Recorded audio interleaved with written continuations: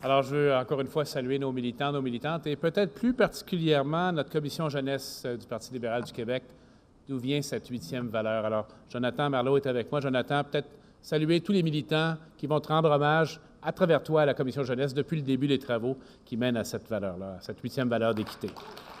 Bravo. Alors, il faut donner des signes tangibles de ce que ça signifie, cette valeur-là. Si vous avez vu tantôt la présentation vraiment remarquable de M. Carter, notre conférencier, moi, ce que je retiens, entre autres, c'est qu'il faut donner une signification concrète aux gens des engagements ou des politiques qu'on suit.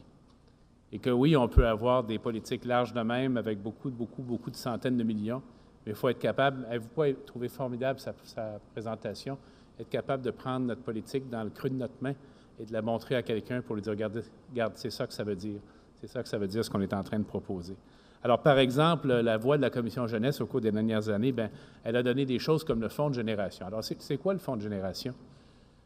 On pourrait dire, bien, c'est un grand fonds avec des milliards de dollars. Il va bientôt avoir 10 milliards de dollars de là-dedans. Quel chiffre énorme, quel chiffre difficile à comprendre, mais c'est surtout quelque chose qui nous amène à diminuer le poids de la dette, qui fait en sorte que les agences de crédit nous font confiance, ce qui fait en sorte que ça nous coûte moins cher d'emprunter. Saviez-vous, par exemple, que maintenant, et c'est historique parce que ce n'était jamais arrivé, le taux d'emprunt du Québec et de l'Ontario est quasiment le même. Ça ne coûte quasiment pas plus cher, à peine plus cher, d'emprunter au Québec qu'en Ontario, ce qui nous donne 300-400 millions de plus pour nos programmes sociaux, la santé et l'éducation. Alors, c'est comme ça qu'on fait le lien entre cette grande idée du fonds de génération qu'on maintient et l'impact direct sur la vie des gens. Parce que si les cotes de crédit du Québec n'étaient pas bonnes, ça nous coûterait ces 300-400 millions de plus pour les intérêts et on n'aurait pas cet argent-là pour mettre dans nos hôpitaux et dans nos écoles. Il y a eu récemment des prises de position puis des débats où la Commission jeunesse a joué un rôle absolument formidable. Je pense, par exemple, au célèbre débat, mon cher Jonathan, sur le taxi et Uber, bien sûr, qui a marqué la vie politique de notre parti. Ça a été un beau débat qui nous a amené à proposer un projet pilote qui fait un bel équilibre entre l'accueil à l'innovation et la justice et l'équité envers les personnes qui travaillent maintenant dans l'industrie du taxi. Il y a également la stratégie jeunesse qui sera présentée dans les prochaines semaines.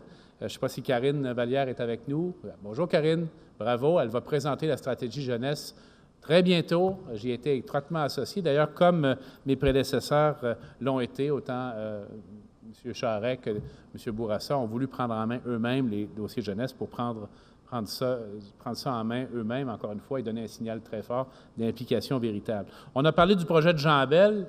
Écoute, c'est extraordinaire, ça. Jean, lève-toi debout qu'on te dise bonjour tout le monde, là.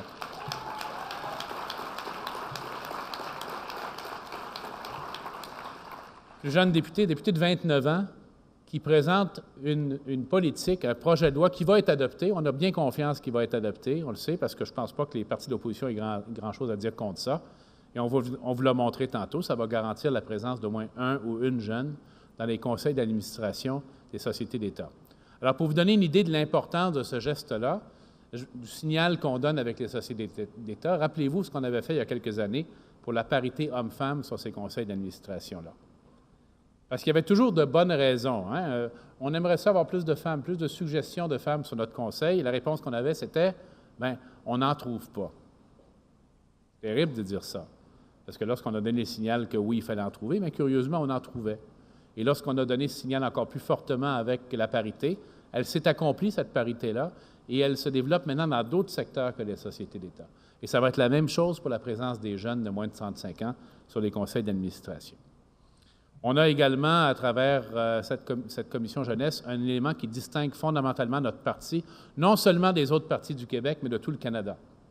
Il faut, de la même façon que vous avez entendu dire tantôt, et c'est bien de le répéter, que le Québec est la société la moins inégalitaire au Canada, c'est également la formation politique. Notre parti est la formation politique qui a l'aile jeunesse la plus influente au Canada et de loin.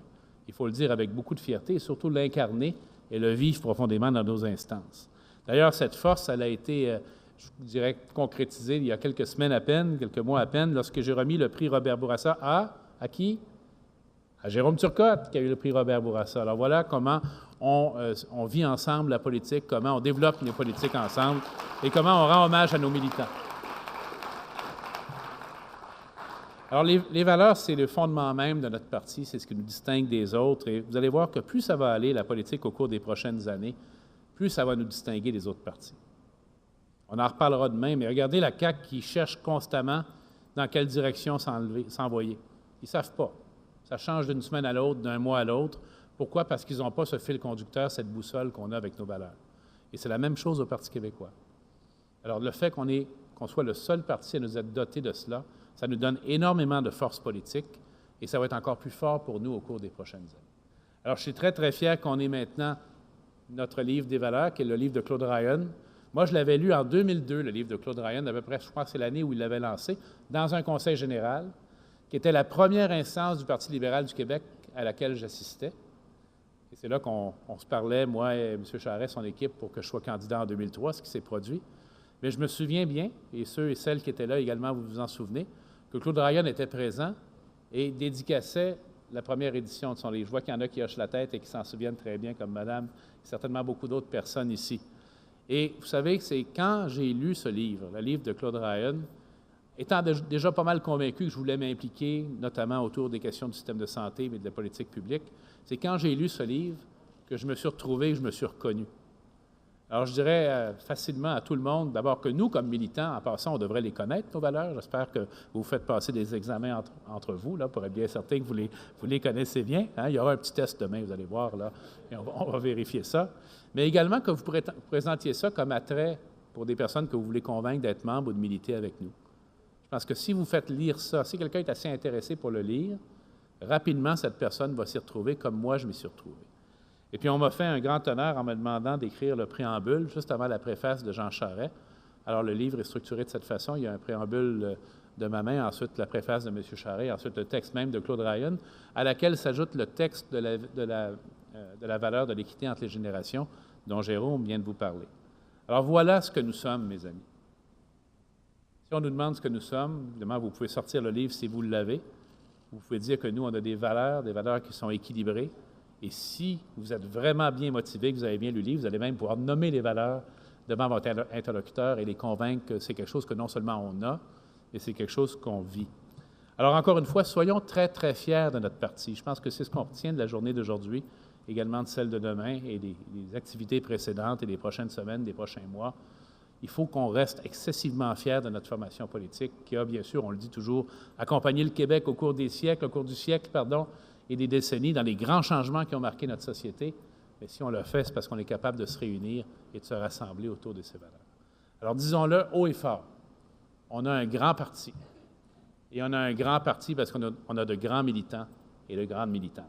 Alors, bonne lecture, on se voit tantôt, et vive le Parti libéral du Québec et vive surtout nos valeurs que nous incarnons. Merci beaucoup.